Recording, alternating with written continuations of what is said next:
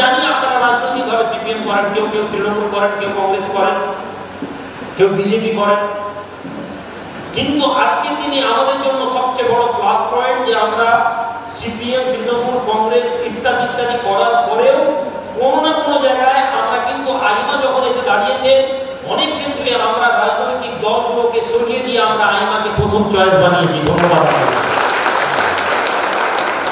এখন কথা হচ্ছে যে আমরা যে এই যে ধীরে ধীরে ডেভেলপ করছি, এর ফলে আমাদের কি নেক্সট কাজ কি? আমাদের আপনাদের মনে প্রশ্ন আসে না? দেখুন, আমি আপনাদেরকে বলি, সকাল 12টা থেকে প্রোগ্রাম শুরু হয়েছে, আপনারা কেউ 11টা থেকে এসছেন, কেউ 10:30 থেকে এসছেন, আরামসে দুপুরের ভাত খেয়ে কিন্তু 30% লোক কিন্তু বেরিয়ে চলে গেছেন আমাদের কাছ থেকে। তারা চলে গেছে, আমি তাদের ভালো মতো বলছিলাম।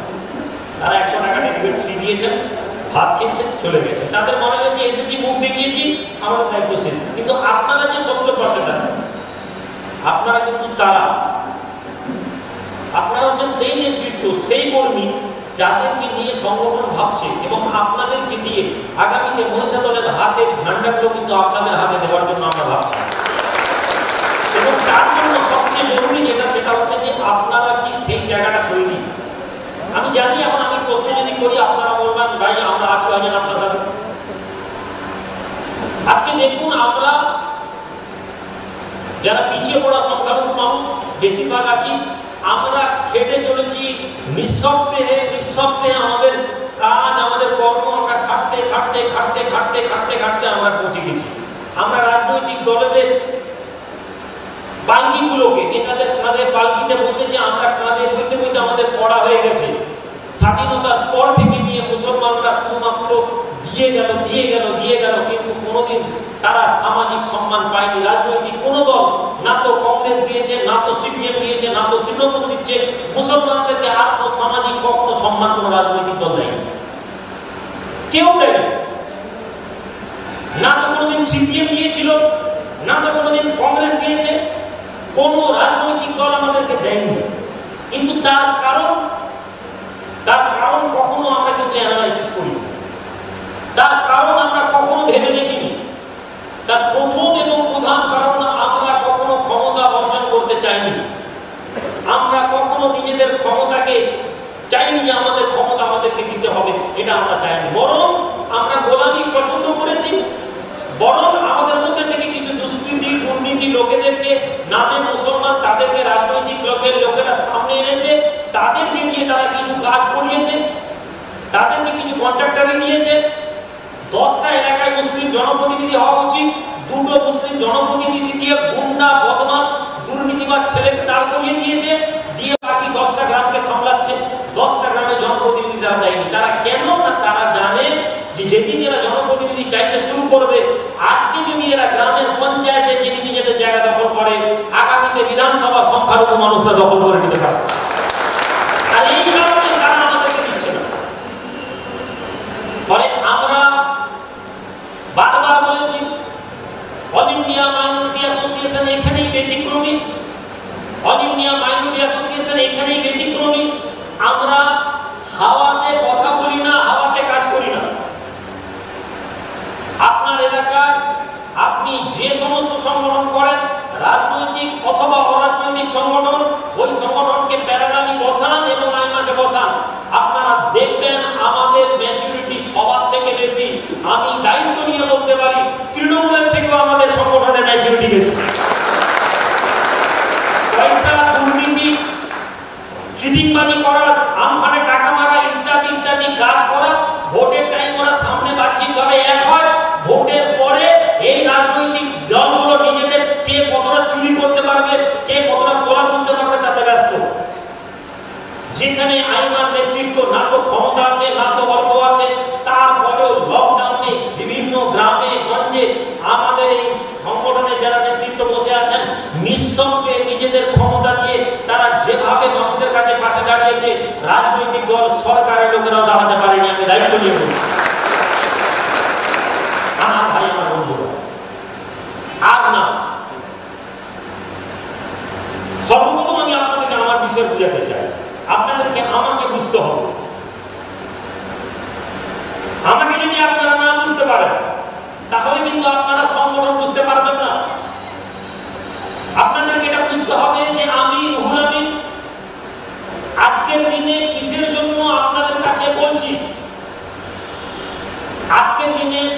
গা ভাসিয়ে দেওয়া আমার জন্য সহজ। সামাজিকভাবে সম্মান আল্লাহ আমাকে দিয়েছেন, দরবারের অর্থনৈতিক পরিকাঠামো আল্লাহ পাকের কাছে শুকরিয়া আদায় করি, যে পূর্ণ আল্লাহ দিয়েছেন আমাদের অভাব বলে কিছু নেই, আলহামদুলিল্লাহ। অভাব মনে করলে অভাব, অভাব না মনে করলে অভাব না। আল্লাহ পাকের রহমতে বরকতে আপনারা জানেন আমার দোতলা পাকা বাড়ি নেই, আমি বড় বাড়িতে থাকিনি। আমি এটা আপনাদের কাছে অ্যাডভার্টাইজ করার জন্য আসছি না, শুধুমাত্র আপনাদেরকে বোঝানোর জন্য আসছি। রাজনৈতিক আজকের দিনে সরকারের কোলে চলে যাওয়া আমার জন্য কোনো সমস্যা নেই। তৃণমূলের সর্বোচ্চ নেতৃত্বের সাথে বসে আমি কথা বলেছি, তৃণমূলের সর্বোচ্চ নেত্রীর সাথে আমি কথা বলেছি, কিন্তু সমস্যা হচ্ছে নাটসাল এলাকা, দেওখালি এলাকা সমস্যার কথা এখন পর্যন্ত পৌঁছাচ্ছে না। কেন? তার বক্তব্য যে সেই এলাকার মধ্যেখানে যে বোর্ডেরা আসে বসে আছে, সেটা হতে পারে পঞ্চায়েত, সেটা হতে পারে প্রধান, সেটা হতে পারে আগে যে এমএলএ ছিল, এই যে বোর্ডে এরা বোর্ডে রাজনৈতিক দলের বোর্ডে এরা গ্রামের সমস্যা টপ পর্যন্ত পৌঁছাতে দিচ্ছে না। এই সমস্যার সমাধান করতে গেলে আমাদেরকে এলাকায় আমাদের নেতৃত্ব তৈরি করতে হবে। যদি আমরা আমাদের নেতৃত্ব তৈরি করতে পারি তখন কি হবে, আমরা সেই উপরে মাথায় আওয়াজ দিতে পারবো। এর জন্য আমাদের লাগার প্রয়োজন আছে। আমি রুহুল আমার ব্যক্তিগত চাহিদার জন্য আমি রাজনৈতিক দল গঠন করি। আপনারা জানেন ইলেকশনের পূর্বে আমরা ইউএসএফ তৈরি করেছিলাম, বহু মানুষ আপনারা সাথ দিয়েছিলেন, বহু মানুষ আপনাদের মধ্যে বলেছিল জাদুঘরে বিজেপির কাছে টাকা খেয়ে নিয়েছে, বলেছিল আমার দুঃখ নেই। বহু মানুষ বলেছিল যে এই যে বিজেপির সাথে সেটিং করে নিয়ে বিজেপির টাকা খাইয়ে মমতা ব্যানার্জিকে হারানোর পরিকল্পনা, কেন? বিজেপির টাকা বলেছিল একটা লোক, আমরা শুনেছি। কিন্তু আপনারা যারা এখানে এসেছেন আপনাদেরকে বুঝতে হবে, চাঁদোখানে যে লোকটা কথা বলে ও কিছু জানে না। চাঁদোখানে বসে বসে যে লোকটা বলছে বিজেপির কাছে টাকা খেয়েছে, ওই লোকটা জানে না। কেননা ওই এলাকার মধ্যে আপনার এলাকার যে টিএমসির নেতা, ও গিয়ে কানে কানে বলেছে যে বিজেপির কাছে টাকা খেয়ে দিয়েছে মুসলমানদেরকে হারানোর জন্য, মুসলিম ভোট কাটার জন্য।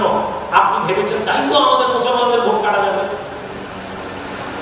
আমরা ইউএসএফ তৈরি করেছিলাম, আমরা ইউএসএফ থেকে সার্ভে করিয়েছিলাম আপনাদের এই মহিষাদল ব্লকেও, মহিষাদল যে আপনাদের কনস্টিটিউশন আছে এমএলএ বিধানসভার ক্ষেত্রে আমাদের একটা টিম গিয়েছিল, তারা সার্ভে করেছিল। আপনারা এখানে কেউ আছেন এরকম কোনো সার্ভে মুখে পড়েছেন? হাত তুলে জানাবেন। একজন, দুজন, তিনজন, তিনজনের মধ্যে আপনি আপনার নাম কিছু বলছিল, আপনার মাস্কটা নাও। মানে আমরা সার্ভে করিয়েছি জেলার বিভিন্ন জায়গায়, এই সার্ভে রিপোর্ট আইমা হেডকোয়ার্টারে আছে। আমাদের সার্ভেতে বেরিয়ে এসেছিল যে আমরা যদি ভোটে দাঁড়াতাম তাহলে সংখ্যালঘু মানুষদের ভোটটা কাটতাম, মহিষাদল বিধানসভা আমরা জিততে পারতাম, তমলুক আমরা টিএমসি কে হারিয়ে দিতে পারতাম। এভাবে প্রায়, আপনি মনে আছে কিনা জানি না, আমি প্রায় বলেছিলাম যে আমি 8টা বিধানসভা জেলাতে হারিয়ে দিব। আপনারা আমার বক্তব্য শুনেছেন কিনা মনে নেই, আমি ওই কথা বলেছিলাম ওই সার্ভে রিপোর্টের উপরে দাঁড় করিয়ে। ওই সার্ভে রিপোর্ট আমাদেরকে জানিয়েছিল, কিন্তু আমি দেখলাম ওভারঅল আমরা প্রায় রাজ্যে 23 থেকে 24টা বিধানসভা টিএমসি কে হারিয়ে দিতাম। আমরা জিততে পারতাম না, ব্যাপারটা বুঝুন।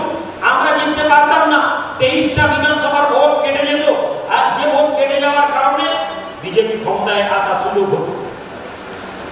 আমরা ভোটে লড়ি। আমি রুহুল আমিন আমার পার্সোনাল ইন্টারেস্টের জন্যই করি, আজকে এখানে নেই। আমরা ভোটে লড়িনি।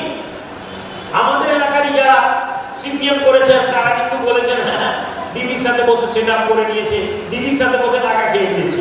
ভালো করে বুঝুন, আমাদেরই সমাজের একজন লোক চা দোকানে বসে কিছুক্ষণ আগে বলছিল বিজেপির সাথে সেটিং করে দিদিকে হারাতে চাইছে মুসলমান।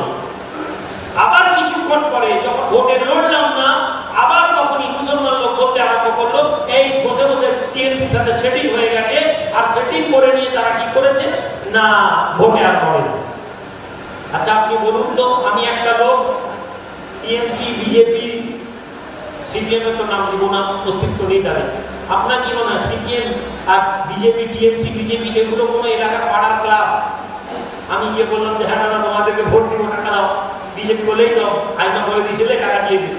আবার কিছুক্ষণ পরে গিয়ে টিএমসি কে বললাম দিদি চিন্তা নেই, আমাদের ভোট আপনাদের সাথে আছে, টাকা দেন। হ্যাঁ হ্যাঁ তোমরা টাকা নিয়ে নাও, আমাদেরকে ভোট দাও। এরকম করে নিশ্চয়ই না। তাহলে আপনি বুঝুন, আমরা মুসলমানেরা চা দোকানে বসে বসে 100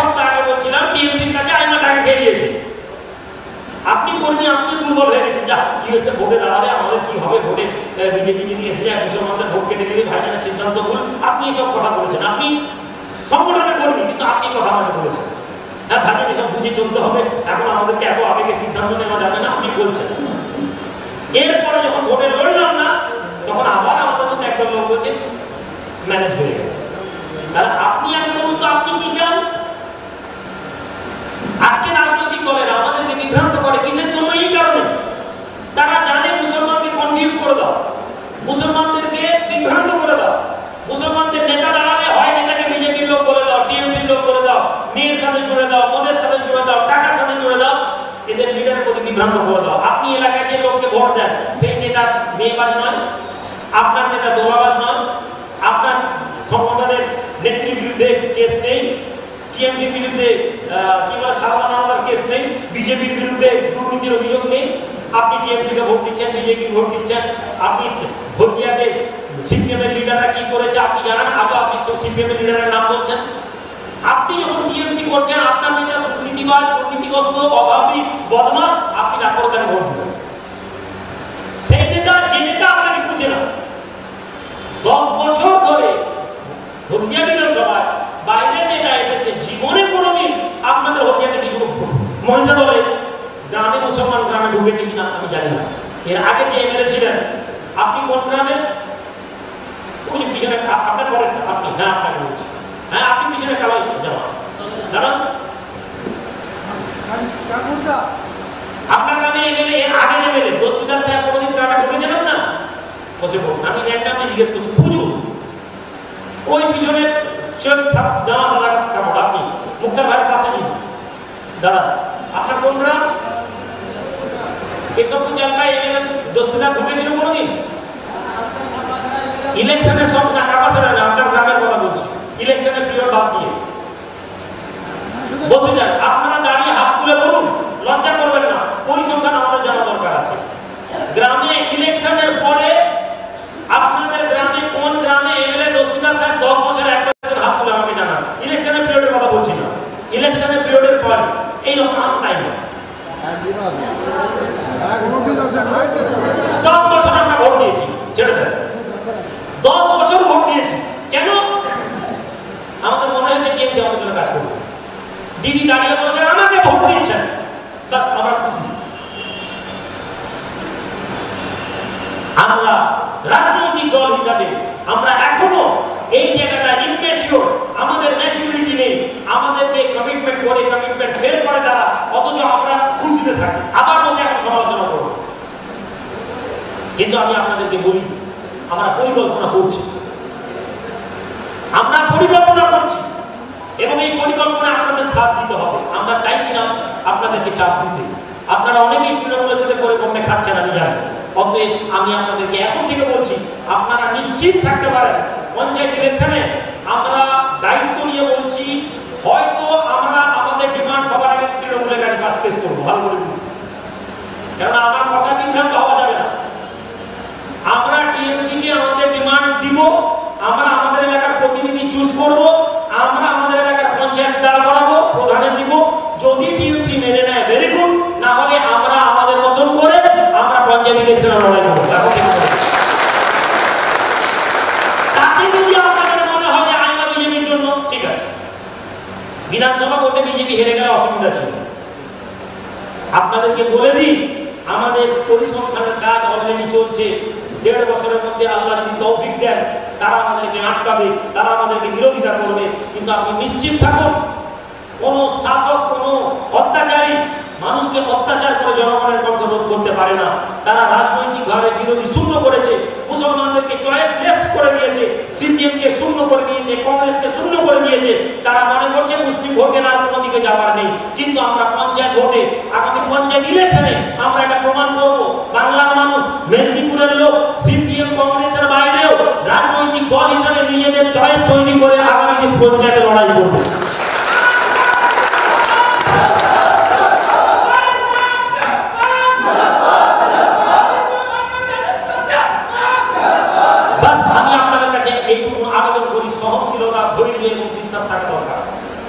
কেননা হিন্দিতে একটা কথা আছে, ঘর তো আগ লাগি ঘড়ি কে চিরাগ সে, উর্দুতে একটা কথা আছে, ঘরে আগুন লেগেছে আমার ঘরের প্রদীপ দিয়ে। মুসলমানদেরকে কখনো কোনো হিন্দুরা আটকাতে চায়নি এবং আটকাতে পারেনি, ইতিহাস বলছে। মুসলমানদেরকে আটকেছে মুসলমান। আমি পরিসংখ্যানে আমি বিভিন্ন সংগঠন কিছু লিডারদেরকে খবর পাঠিয়েছিলাম যে এই এলাকায় মুসলিম ভোট কাটার জন্য আপনারা প্রার্থী দেবেন না। আমি বলেছিলাম যে আপনারা দেবেন না, অযথা প্রার্থী কাটলে বিজেপির চান্স আছে। আমরা দেখেছি খুব খারাপ অবস্থায়।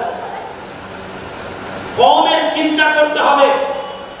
আপনি যদি বলেন আপনার কাছে বিজেপি আর টিএমসি চয়েস আছে, আপনি কাকে দিবেন? আমি বলবো যে টিএমসি সাথ দিব, আমি বিজেপি সাথ দিতে পারবো। এর মধ্যে যদি আপনি মনে করেন আমি টিএমসির লোক, অসুবিধা নেই। কিন্তু যখন পঞ্চায়েত ইলেকশন হবে তখন টিএমসি থাকবে, সিপিএম থাকবে, কংগ্রেস থাকবে। আপনি বলবেন যে টিএমসি বলবে যে বিজেপির লোক, ওকে ভোট দেওয়া যাবে না। আমি পরোয়া করি না, আমাকে টিএমসিও লাগবে না, সিপিএমও লাগবে না, কংগ্রেসও লাগবে না।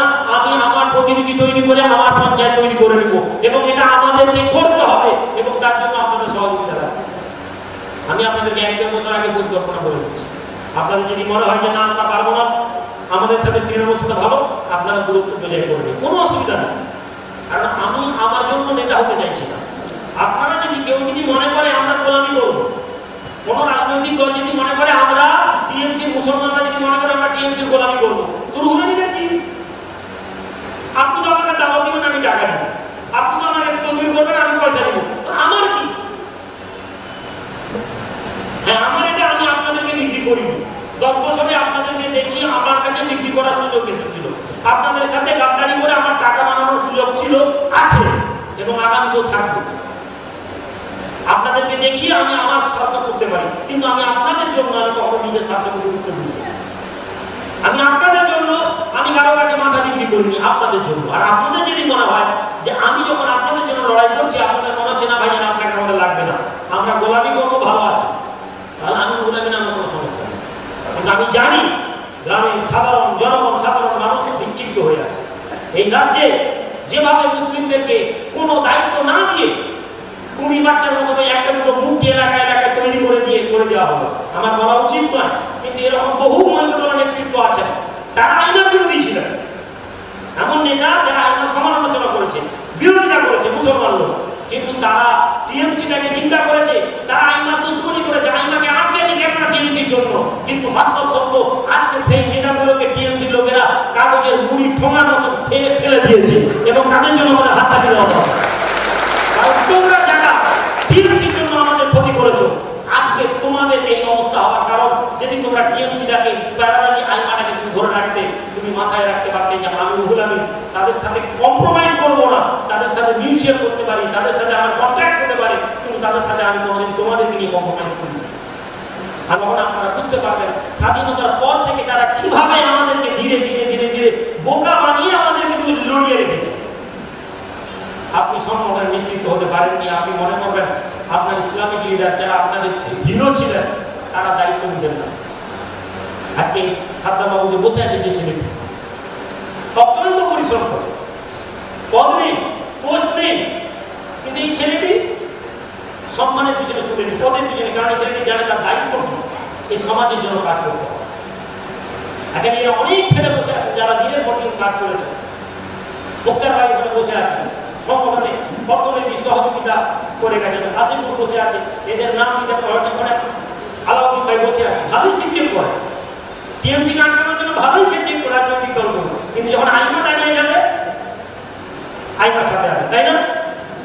আপনার কি মনে হয় প্যারালাল সংগঠন, মুসলমান সংগঠন এখানে এই জেলাগুলোতে, ব্লকগুলোতে তৈরি করার চেষ্টা করা হচ্ছে, আপনার কি মনে হয় তারা এমনি এমনি পয়সা পাচ্ছে? এমনি এমনি টিএমসি কোনোদিন চায় না এখানে আইনা একাধার। প্রয়োজন হলে তাদের বিরোধী দল সিপিএম করে এমন বলি যায়, কংগ্রেস করে এমন বলি যায়, বিজেপি করে এমন বলি সাহেবদেরকে তারা প্যারালালি এখানে এনে দাঁড় করিয়ে দিবে। কেননা তারা জানে টিএমসি আইনার সাথে লড়াই করতে পারবে না, সিপিএম আইনার সাথে লড়াই করতে পারবে না। আইনাকে লড়াই করতে গেলে, আইনাকে আটকাতে গেলে এরকমই মাথায় একটা মোল্লা টুপি করা লোককে প্যারালাল দাঁড় করো, দেখবেন আইনাকে আটকে দিতে পারবে। আর আমরা এখানেই পারবো। আমরা টিএমসির বি ঠিক নই। আগামী 10 বার আমি টিএমসির সাথে কম্প্রোমাইজ করবো মুসলমানদের জন্য, টিএমসি থেকে বড় শত্রুকে আটকানোর জন্য। কিন্তু আমি এটা করছি যতক্ষণ না টিএমসি আমাদের ডিমান্ডকে ফুলফিল করছে, আমি ততদিন টিএমসি সমালোচনা করে যাব। হয় টিএমসি কে আমাদের অধিকার দিতে হবে, না হলে টিএমসি কে আমরা হারিয়ে ছাড়বো। এটা আমাদের সহযোগিতা চাই, তাতে আপনারা আমাকে চেয়ে থাকবেন। হয় তারা আমাদেরকে দিন, আমরা টিএমসির বিরুদ্ধে যাবো না। আমরা টিএমসির কাছে আমাদের ডিমান্ড কি দিয়েছে, সুদর্শন ঘোষ বস্তিদার মিথ্যা কথা বলে গেছে, বাজারে মাদ্রাসায় বসে বসে একটা কোনো কমিটমেন্ট ফুলফিল করে।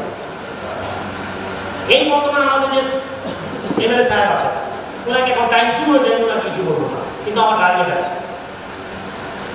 এলাকার একটা দুটো ছেলেকে দু একটা করে রাস্তার কাজের কাজ দিয়ে তারা মনে করছে আমরা সব করে দিয়েছি। হবে না। আমি পাস করাতে আমাদের টিএমসি লিডারকে বলেছি, আমি আপনার পুরো এলাকার পৌরসভার পুরো ডিটেল আমার কাছে আছে। 21টা কাজ দিয়েছি, একটা দুটো কাজ মুসলমানকে দিয়েছে, 19টা কাজ সব হিন্দুদেরকে দিয়েছে। আমি হিন্দু মুসলমান করবো না। 21টা যে ভোট, মুসলমানদের ভোট 27% আর হিন্দুদের ভোট 18% পেয়েছে টিএমসি, তারপরে সরকার গঠন করেছে। আর কাজের বেলায় 98% কাজ হিন্দুরা পাবে আর 2% কাজ মুসলমানরা পাবে। আর বললে হিন্দু মুসলমান আমরা মানবো না। আমাদেরকে কাজ দিতে হবে, আমাদেরকে কর্মী দিতে হবে, আমাদেরকে প্রতিনিধি দিতে হবে। হয় দাও, না হলে তোমরা দেখো, তোমরা তোমাদের মতো করে আটকাও, আমরা আমাদের মতো করে আমাদের জায়গা তৈরি করি। 10,000 লোক নিয়ে গরম গরম বক্তব্য না রাজনীতি করবে।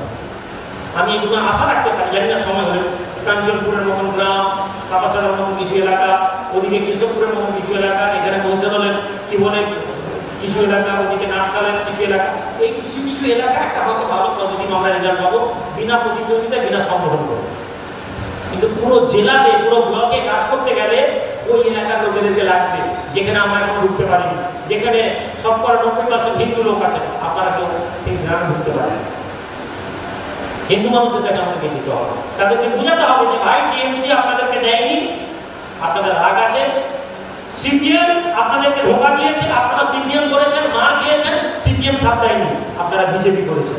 কিন্তু আপনারা জানেন বিজেপি পশ্চিমবঙ্গের মাটির জন্য কতটা ক্ষতিকারক। বিজেপি মুসলমানদের সাথে হিন্দু, হিন্দুর সাথে মুসলমান করতে করতে আমাদের একে অপরের বিরুদ্ধে লড়াই করছে। যে কোনো টাইম ওরা ত্রিপুরা করবে, না হলে কি বলে গুজরাট করবে, যেখানে 40% 35% মুসলমান, 65% 70% হিন্দু। আমরা হিন্দু মুসলিম যেখানে একেবারে কাছে পিঠে হয়ে আছি, তাহলে আমাদেরকে রাজনৈতিকভাবে এই সিপিএম, টিএমসি, কংগ্রেসের বিরুদ্ধে লড়তে গেলে আপনারা আসুন, আমাদের সাথ দিন, আমরা আমাদের প্রতিনিধি, আমরা মুসলমান লোককে প্রতিনিধি বানানোর কথা ভাবছি না। আমরা মুসলমান, আরে আমরা তো হিন্দু লোককেই ভোট দিই। কখনো শুনেছেন পশ্চিমবঙ্গে মুসলমানরা বলেছে টাকা টাকা ছাগলের কথা বাদ দেন? কোনো ভালো লিডারকে বলতে শুনেছেন যে আমরা মুখ্যমন্ত্রী, আমরা মুসলমান হব? আমরা কোনো বলিনি। কেন বলিনি? কেননা আমরা সাম্প্রদায়িক নয়। মুর্শিদাবাদে অধীর চৌধুরী, এখানে 80% 65% মুসলমান, নেতাকে অধীর চৌধুরী, আমরা মেনে নিয়েছি। মহিষাদলে মুসলমান লোকেরা কখনো মুসলমান লোকে করেনি, এখানে মোর দেন 27% মুসলিম ভোট। আমরা কখনো বলিনি যে মহিষাদলে আমরা মুসলমানের প্রতিনিধি করব। কোলাঘাট মুসলমান প্রতিনিধি, আমরা বিপ্লব বাবুকে জিতিয়েছি, উনি যেটা ভোটের আগে ওনারা এসে যোগাযোগ করেছেন। ভোটের পর ওনারা মনে করছেন নি সৌমেন মহাপাত্র ডক্টর, যিনি ইরিগেশন মিনিস্টার, দুর্নীতিতে ভরে গেছে, কথাগুলো শুনিয়ে দিবেন বলার জন্য বলছি। কন্ট্রাক্টরদেরকে ডেকে বলছে তোমরা পার্টিসিপেট করবে না, কেন? বলছে না না না, কলকাতা থেকে অর্ডার আছে। কন্ট্রাক্টর এসে আমাকে অভিযোগ করছে, ভাইজান আমাদেরকে ইরিগেশন ডিপার্টমেন্টে টেন্ডারই খেলতে দিচ্ছে। তো এরা মনে করছে ভোটে ভাইজান ভাইজান ভাইজান করে এরা ভাবতে জিতে গেছে। তোমাকে জিতিয়েছি কেননা বিজেপিকে আটকানো ছিল, 800 ভোটে জিতেছে। দুটো গ্রামের মুসলিম ভোটকে টেনে বার করে দিলে তুমি ঘরে ঢুকে যেতে, বিজেপি চলে আসতে। আজকে তোমরা সেইগুলো ভুলে গেছে, তোমরা ভুলে গেছো। তোমরা মনে করছো মুসলমান লোক আবার ভোটের সময় গিয়ে একটু সালাম করে নিত, ভাইজান আপনি সামনে দিদি বলেছেন আপনারা আমাদের সাথে আছেন, মুসলমান লোক বলে যাবেন না, করবো না ভাই, আইন বলার জিনিস না, ঠিক আছে? সুতরাং এগুলো আপনারা মাথায় রেখে এই বার্তাগুলো ওদের কানে পৌঁছে দিন যে তোমরা ভোটে জিতে মনে করছো 5 বছর অনেক সময়, আমাদের কাছে কিন্তু 5 বছর আগে অনেকগুলো ভোট আছে।